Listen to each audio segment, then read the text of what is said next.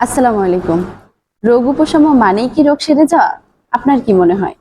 আমরা অনেক সময় মনে করি ওষুধ খেলাম, ব্যথা কমে গেল, সর্দি ঠিক হয়ে গেল, গ্যাস্ট্রিকের সমস্যা ঠিক হয়ে গেল, এর মানেই তো রোগ সেরে গেছে। কিন্তু অর্গানন অফ মেডিসিনে ডক্টর হ্যানিম্যান বলেছেন, সত্যিকারের আরোগ্য অর্থ শুধুমাত্র উপশম দূর হওয়াই নয়, বরং রোগের কারণ নির্মূল হওয়া। তিনি আরো বলেছেন, the highest ideal of cure is rapid, gentle and permanently restoration of the health. অর্থাৎ আরোগ্য হতে হবে দ্রুত, কোমল এবং স্থায়ীভাবে। কিন্তু আমরা কি করছি?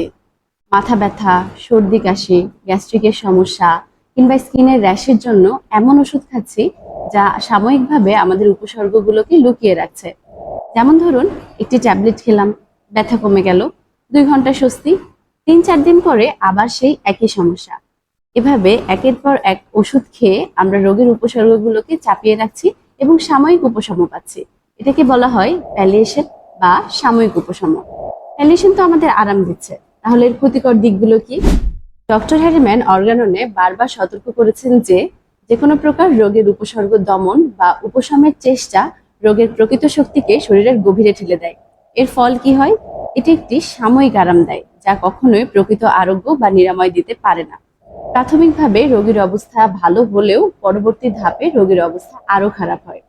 এই সাময়িক আরামের কার্যকারিতা ধরে রাখার জন্য উচ্চতর শক্তির ঔষধ প্রয়োগ করা হয়। এভাবে ক্রমাগত একের পর এক উচ্চ থেকে উচ্চ শক্তির ব্যবহার শরীরের জন্য অবশ্যই ক্ষতিকর। লেভেল অফ হেলথ থিওরি বলে, উপসর্গ চেপে রাখলে ভাইটাল ফোর্স শরীরের ভিতর যুদ্ধ করতে থাকে। তখন এই রোগ গভীরতর অঙ্গ প্রত্যঙ্গে আঘাত আনে। যেমন স্কিনের সমস্যা চেপে রাখলে হাঁপানি হতে পারে, পেট ব্যথা দমন করে রাখলে কিডনি বা লিভারের জটিলতা দেখা দিতে পারে। হোমিওপ্যাথিক ফিলোসফি অনুযায়ী দমন করা উপসর্গ পরবর্তীতে অন্য রূপে ফিরে আসতে পারে। যেমন দীর্ঘদিন পেইনকিলার খেলে আলসার বা কিডনির সমস্যা দেখা দিতে পারে।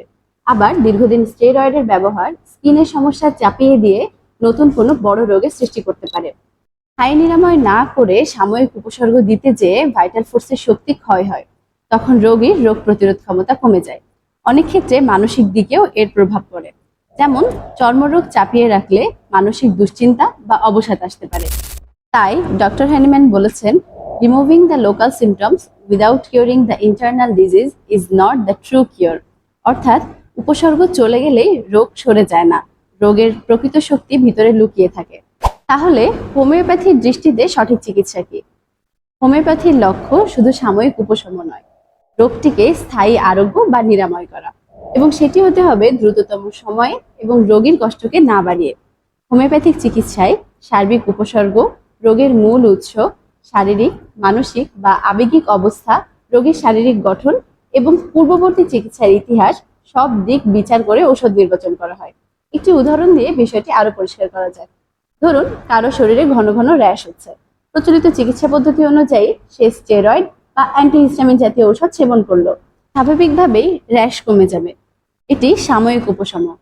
কিন্তু হোমিওপ্যাথিক চিকিৎসা ব্যবস্থায় দেখা হয় রোগীর র্যাশ কেন হচ্ছে, শরীরের ভিতরে কোনো সমস্যা আছে কিনা, মানসিক দুশ্চিন্তায় আছে কিনা, তার সার্বিক জীবনমান কেমন, তার খাদ্যাভ্যাস কেমন এবং পূর্ববর্তীতে সে কি ধরনের ঔষধ গ্রহণ করেছিল, এই সকল বিষয়ের উপর নির্ভর করে টোটালিটি অফ সিমটমসের উপর ভিত্তি করে রোগটিকে শিকড় থেকে নির্মূল করার চেষ্টা করা হয়।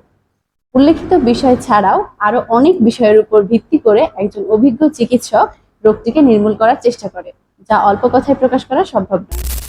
তাই বলা যায়, সাময়িক উপশম মানেই রোগ নিরাময় নয়।